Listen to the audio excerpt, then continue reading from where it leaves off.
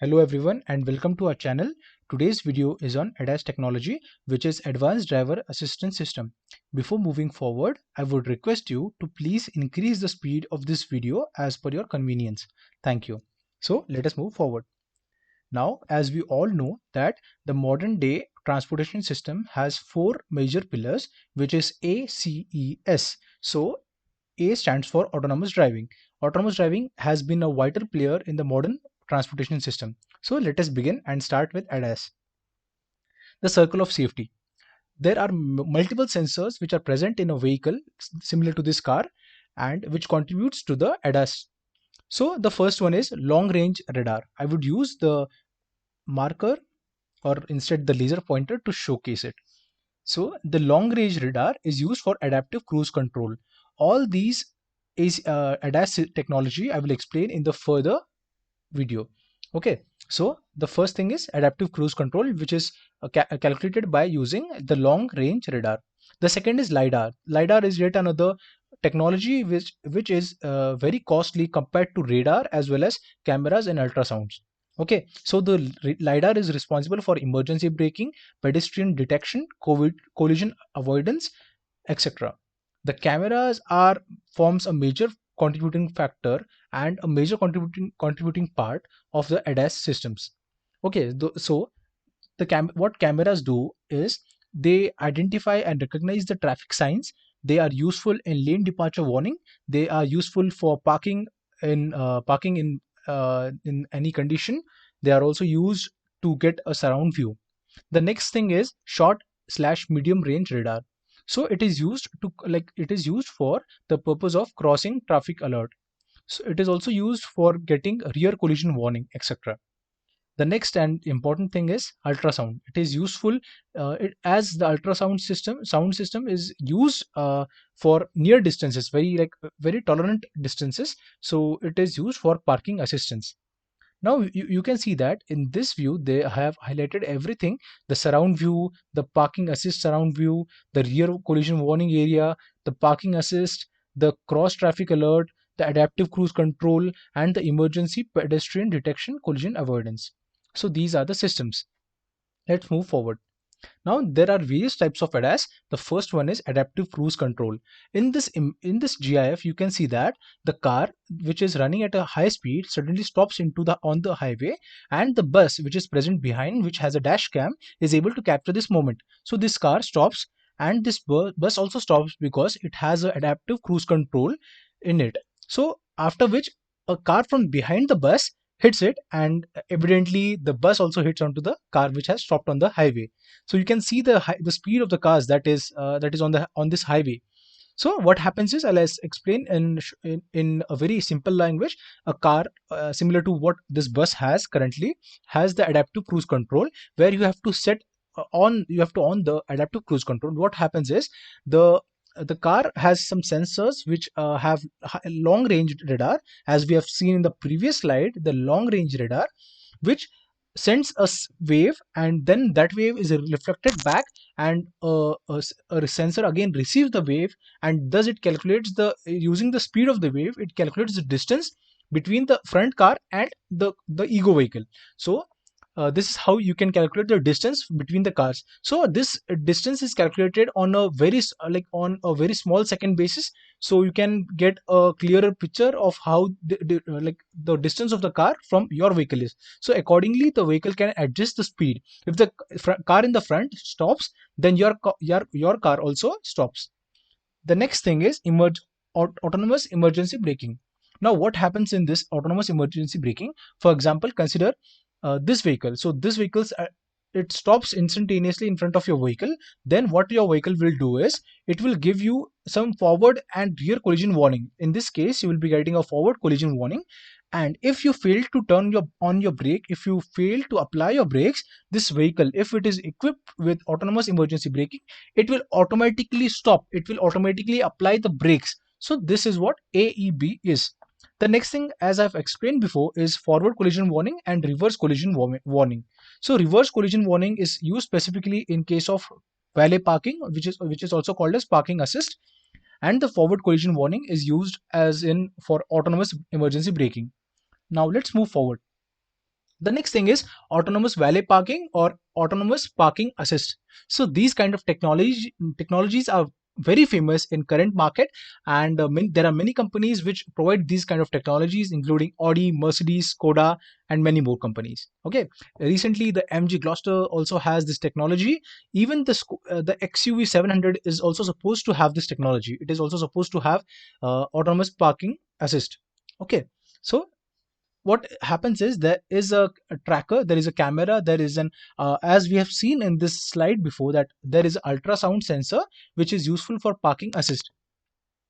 So the next technology is BSD, which is blind spot detection. What happens is when you are driving and you want to change a lane, what you have to look into the rear mirrors, right? So what happens is you will only get you will only have a view of this area when you are driving in a car, and all the rest of this area you will not be able to see in the mirror. And when you're driving on high speeds, it is really difficult to look beside and look on the side and then figure out if there is a car around, or can you like change the lane. So blind spot detection technology has some sensors installed on the sideways which helps to identify whether there is any car beside or aside you. Okay, so this is blind spot detection. There are many sensors, even cameras are sometimes used in this sensor.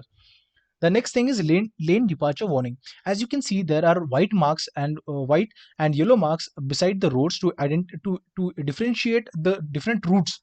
Okay, different lanes. So what happens is there is this camera in this vehicle which forms a histogram, which it is a very complicated process. I'm not going to much detail, but it tells the vehicle that you should keep moving in this lanes.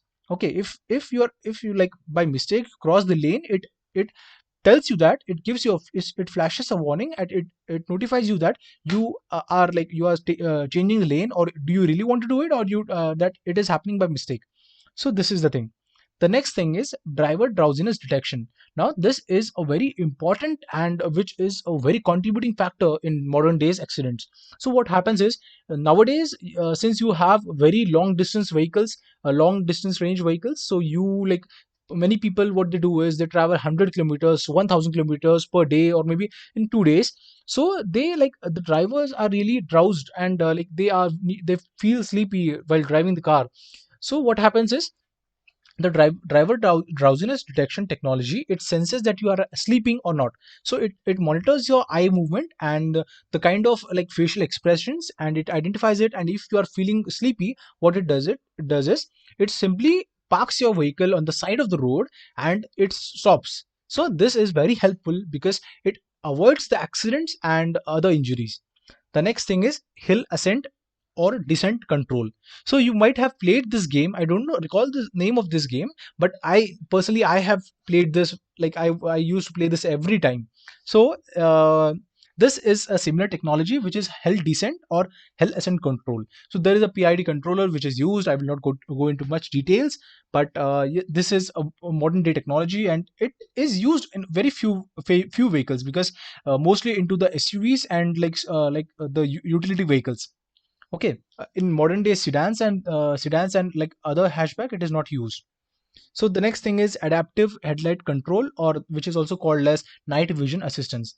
Now what happens is the headlight of this cars have matrix formation in it.